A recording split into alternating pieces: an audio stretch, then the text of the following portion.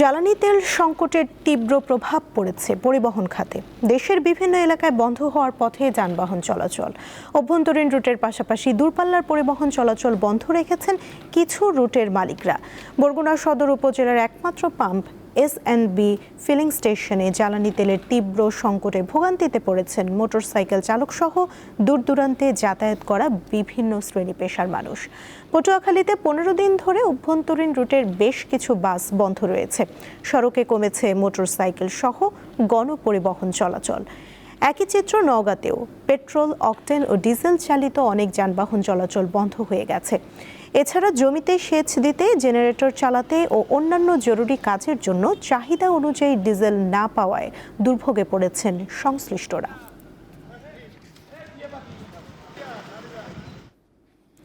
রাজধানীতে জ্বালানি তেলের সরবরাহ পরিস্থিতি নিয়ে জানাতে আমাদের সঙ্গে যুক্ত আছেন সহকর্মী স্বস্তিকা সিংহ। কথা বলবো তার সঙ্গে। স্বস্তিকা, পাম্পগুলোতে যানবাহনের সারি কতটা দীর্ঘ, আর তেলের সরবরাহ পরিস্থিতির কি কোনো উন্নতি হয়েছে কিনা বিস্তারিত জানাবেন।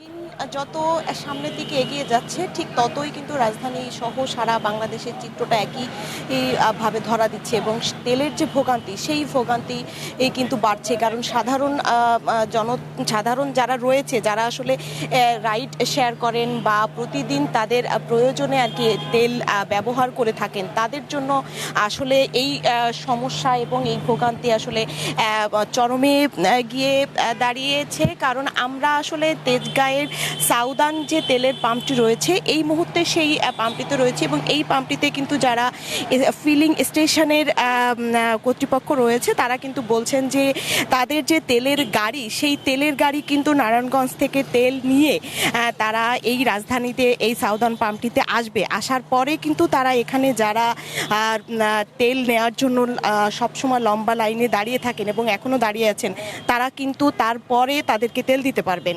এবং এখানে যারা লাইনে দাঁড়িয়ে আছেন এরা কিন্তু কেউ ভোর 5টা থেকে দাঁড়িয়ে আছেন, কেউ এর আগের দিন রাত 2টা পর্যন্ত অপেক্ষা করে গিয়েছেন, বিভিন্ন ফিলিং স্টেশন ঘুরেছেন, পান নাই, তারপরে আবার ভোরবেলা কিন্তু এসেছেন।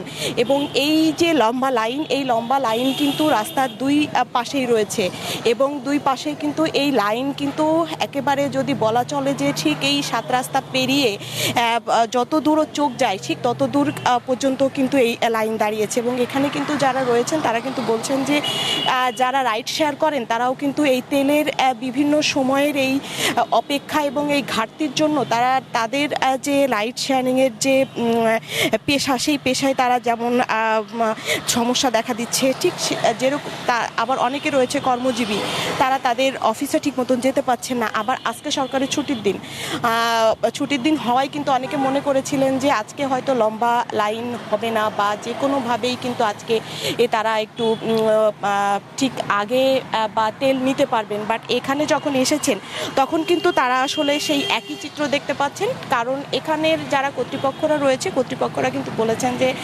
12টার সময় তাদের তেলের গাড়ি এই ফিলিং স্টেশনে আসবে, তারপরে তারা আসলে তেল দিতে পারবে। এবং সেই 12টার সময় তেল নেওয়ার জন্য এখানে কিন্তু ঠিক ভোর বেলা থেকেই লাইন শুরু হয়েছে এবং যে লম্বা এবং দীর্ঘ লাইন, সেই দীর্ঘ লাইন কিন্তু আসলে সময় যত এগিয়ে যাচ্ছে, বেলা যত এগিয়ে যাচ্ছে, ঠিক এই তেলের লাইনের জন্য কিন্তু যারা তেল নিতে আসে তাদের লাইন কিন্তু আরও লম্বা হচ্ছে এবং ভোগান্তি বাড়ছে। এবং তারা কিন্তু বলছেন যে তেল নিয়ে আসলে যারা কর্তৃপক্ষ রয়েছে বা সরকার রয়েছে তাদের আরেকটু সজাগ দৃষ্টি রাখলে সাধারণ মানুষ যারা রয়েছে তাদের ভোগান্তি কমবে। সুমনা, এই ছিল রাজধানীর তেলের সর্বশেষ তথ্য। স্বস্তিকা, ধন্যবাদ আপনাকে।